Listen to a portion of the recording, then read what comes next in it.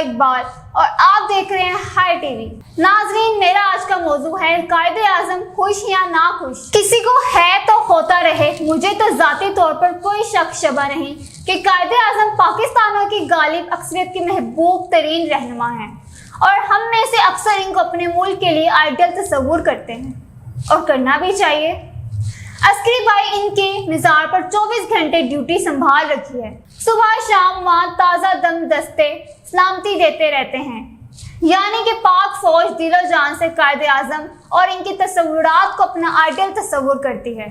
इस तरह तमाम सियासी, मजहबी और माशरती गिरोह हों या तमाम सरकारी गैर सरकारी इदारे, हर जगह कायदे आजम की तस्वीर की मौजूदगी और मकबूलियत इस बात का मजहर है कि तमाम तर सियासी, मजहबी और इदारा जाती इख्तलाफात के बावजूद कायदे आजम की ज़ात इनके लिए आइडियल्स पर सबका इत्तफाक राय है। बरसर इख्तियार जमायत तो अपने आप को कायदे आजम की वारिस समझती है और एक ज़माने में जब नवाज शरीफ का तोती बोलता था तो इनकी खुशामदी इन्हें कायदे आजम सानी कहा करते थे। गालिबन दोनों की तारीख पैदाइश एक और दोनों की जमायत एक होने को इस किताब की बुनियाद बना लिया जाता होगा कि आज की बड़ी हरीफ जमायत तरीके इंसाफ इमरान खान को जिना सानी साबित करने पर तुली रहती है। जिना साहिब और इमरान खान की एक जैसी तस्वीरें लगाकर ये इलामती ऐलान किया जाता है कि इमरान खान दरअसल जिना साहिब का दूसरा जन्म है जो इनका दूसरा काम मुकम्मल करेंगे। पाकिस्तान पीपल्स पार्टी के बानी चेयरमैन जुल्फकार अली भुट्टो के ज़माना तालिब इल्म के खतूत ये जाहिर करते हैं कि वो भी कायदे आजम के फलसफे से मुतासिर थे। जमायत इस्लामी वालों पर माजी में तहरीक पाकिस्तान की मुखालिफ करने के इल्जामात थे, मगर अब वो कई दहाइयों से इस इल्ज़ाम को रद्द करके ये कहना चाह रहे हैं कि वो भी कायदे आजम की बसीरत को मानते हैं। मौलाना फजलुर रहमान के अबाओजदाद और बादशाह खान खानदान जिना साहिब और पाकिस्तान के खिलाफ थे, लेकिन पाकिस्तान बनने के बाद इन्होंने भी इस नई हकीकत को तस्लीम कर लिया। अब इनकी तहरीक पाकिस्तान की मुखालिफ तहरीक का एक भोला बसरा बाप तो है, आज के हक़ाइक़ से इसका कोई ताल्लुक नहीं। दोनों जमायतें मुशर्रफ बे पाकिस्तान होकर इक़्तिदार से कई बार सरफराज हो चुकी और यूं जिना साहिब और इनके पाकिस्तान को मजबूरन ही सही तस्लीम कर चुकी हैं। इस सारी तफसील से तय हो गया है कि कायदे आजम गालिब अक्सरियत के महबूब रहनुमा हैं। अब जमहूरियत के तगाज़ों को जानना भी ज़रूरी है। हमारे खिते में महबूब को खुश रखना मोहब्बत का औलीन तकाजा समझा जाता है। बुले शाह तो महबूब मुर्शद को खुश करने के लिए नाचने तक पर यकीन रखते थे। अमीर खुसरो का निज़ामुद्दीन औलिया और शाह हुसैन का मादूर के लिए वालियानापन इसकी बड़ी मिसालें हैं। हम पाकिस्तानी जिनके महबूब कायदे आजम हैं, हमें भी देखना होगा कि कायदे आजम हमसे खुश हैं या ना खुश। आगे बात करते हैं। एक बात तो यकीनी है कि 2 रोज से कायदे आजम आलिम में बैठे अपने पसंदीदा सिगरेट के कश लगाते हुए अरशद नदीम के ओलंपिक मेडल जीतने पर जरूर खुश होंगे, मगर क्या वो पाकिस्तान के अमूमी हालात पर भी खुश हैं? इसको जानने के हमारे पास कोई जरिया नहीं, मगर हाल ही में वेंकट धोलीबाला की एक नई किताब क्रिएटिंग न्यू मदीना ने इस सवाल का जवाब बिल्कुल आगाज नहीं दे दिया, जो बहुत ही दिलचस्प, नाकाबिले एतमाद, मावराए अक्ल मगर काबिल यकीन है।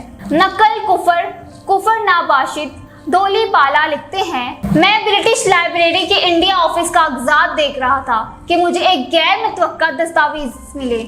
ये दरअसल कायदे आजम मोहम्मद अली जिन्ना के प्राइवेट पेपर्स थे। माइक्रोफिल्म थी। हाथ से लिखी हुई इस दस्तावेज की सियासी मधम हो चुकी थी। इस दस्तावेज के मुताबिक कायदे आजम की वफात के 7 साल और क़याम पाकिस्तान के 8 साल बाद अमलियात के जरिए इनकी रूह से मुलाकात और इनसे बातचीत की गई। रूह को हाजिर करने का ये अमल एक माहिर रूहानियत के जरिए हुआ और इसका एहतमाम एक सरकारी अफसर जनाब इब्राहिम ने किया। जनाब इब्राहिम हजरात के इस अमल में सवालात के लिए खुद मौजूद थे।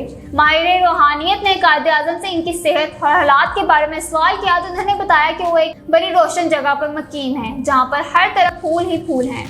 जबकि इसी माहिर रूहानियत से माजी की मुलाकात में कायदे आजम ने शिकायत की कि वो ठंडी और अंधेरी जगह पर हैं, मगर इस मुलाकात में वो बहुत खुश नजर आए। रूह कायद से पूछा गया कि बानी पाकिस्तान की हैसियत से क्या आप भी मुल्क की रहनुमाई करना पसंद करेंगे?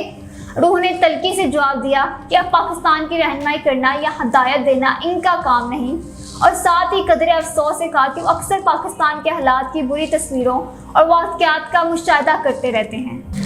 सवाल करने वाले सरकारी ऑफिसर जनाब इब्राहिम ने परेशान होकर पूछा कि क्या आपके ख्याल में पाकिस्तान में खुशहाली का मुस्तकबिल नहीं है? रूह ने जवाब दिया, मैं ऐसा नहीं देखता, क्योंकि खुशहाली के लिए इक़्तिदार पर फाइज लोगों को अपनी अना और खुदगर्जी की कुर्बानी देना पड़ती है, मगर यहाँ के बड़ों से कोई भी ऐसा नहीं जो खुदगर्जी और अना से पाक हो। जनाब इब्राहिम ने पूछा कि आप पाकिस्तान के हुक्मरान तबकात को क्या नसीहत करना चाहेंगे? रूह ने फौरन जवाब दिया, बेगर्जी और बेबसी और बेगर्जी, और फिर कहा कि मुल्क को हासिल करना आसान होता है, मगर इसकी आज़ादी और सालमियत को बरकरार रखना इंतहाई मुश्किल। एक कहानी कितनी ही खिलाफ मजहब व अक्ल हो या मिस्टर इब्राहिम की ज़ेने इतरा ही क्यों ना हो, हकीकत तो ये है कि कायदे आज़म की रूह ने जो सवालात उठाए थे वो आज भी हल तलब हैं। मौजूदा सियासी, माशी, अदालती और इंतज़ामी बहरान सरासर अनाओ और खुदगर्जी लड़ाई है। अगर अना और खुदगर्जी को कुर्बान कर देना जाए और हर कोई अपनी पोजीशन से थोड़ा थोड़ा पीछे हट जाए तो सबकी फतह हो सकती है। हमें किसी की हार मतलूब नहीं, सब जीतेंगे तो पाकिस्तान जीतेगा। तारीख का ये सबक किसकी आम में नहीं, लड़ाई, मार कुटाई, कशीदगी, गिरफ्तारियां, जेलें और अदारों में तनाव मुल्कों का रास्ता खोटा करता है। मुफाहिमत, मुसालियत और इस खुशहाली का रास्ता हमवार करते हैं। पाकिस्तान में सियासी मसालियत और मुफाहिमत में ही बहरानों का खात्मा कर सकती है। बस सब एक एक कदम पीछे हट जाएं। हम दीवाने हैं, अक्लों को ख्वाब देखने की बुरी आदत होती है। शुक्र है कि यहाँ ख्वाब देखने पर पाबंदी नहीं। गवर्नमेंट ऑफ नेशनल यूनिटी को भी एक ख्वाब समझ कर लें, मगर ये सबसे काबिल अमल हल है और इसमें सबकी जीत और फायदे हैं। सबसे ज्यादा फायदा पाकिस्तान का है। बांग्लादेश में मुफाहिमत की बजाय 15 साल सियासी अमलीत चलाई गई। माशी इस्तेहकाम तो मिला, मगर एक ही माह में सियासी इंतशार ने माशी इस्तेहकाम को उड़ा कर रख दिया होगा। पाकिस्तान की खुशकिस्मती है कि कोई भी जमात आमादा फिसाद नहीं। खान को भी पता है कि फौज से लड़ाई हुई तो पाकिस्तान दूसरा लीबिया, मिस्र या शाम बन सकता है।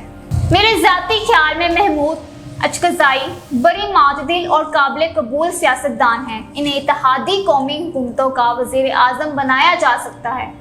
असम्बली में ही मौजूद नून के लिए वज़ीर आज़म के उम्मीदवार अयाज सादिक हो सकते हैं। वो इमरान के पुराने क्लास फेलो और दोस्त रहे हैं। नवाज शरीफ के भी पसंदीदा हैं। इनके अलावा जो भी सबका मुतल्लिका उम्मीदवार हो सबके लिए काबिल कबूल होगा। बस सबको आगे बढ़ने की ज़रूरत है। नाज़रीन, ये था मेरा आज का प्रोग्राम। उम्मीद करती हूँ कि आप सबको मेरा प्रोग्राम पसंद आया होगा।